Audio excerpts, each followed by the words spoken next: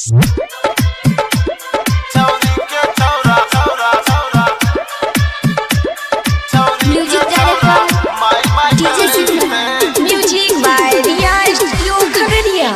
छाउरी देते छोरा लेबे करते भले जे कुछ होते सब देखल जैते।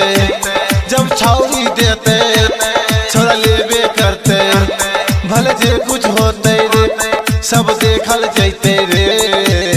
मकई में ओढ़नी बिछैते छौरी के छौरा माई माई करैते।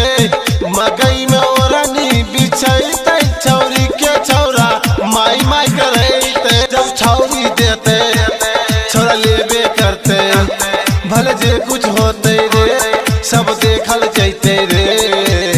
मकई में ओढ़नी बिछैते छौरी के छौरा माई माई करैते।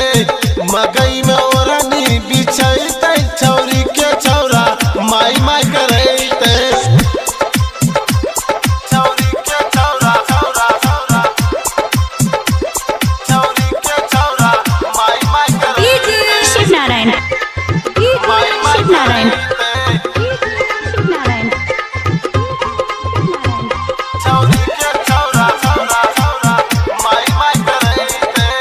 भले कुछ होते चाहे जानते जमाना छौरी छे जमान छौरा लुटते खजाना। भले कुछ होते चाहे जानते जमाना छौरी छे जमान छौरा लुटते खजाना। जब तक छौरिया मैंने झरते तब तक छौरा छौरिया के न छोड़ते। मकई में ओढ़नी बिछैते छौरी के छौरा माई माई करैते। छौरी के छौरा छौरा छौरा छौरी के छौरा माई माई करैते। Shivnarayan music by Riya studio Khagaria.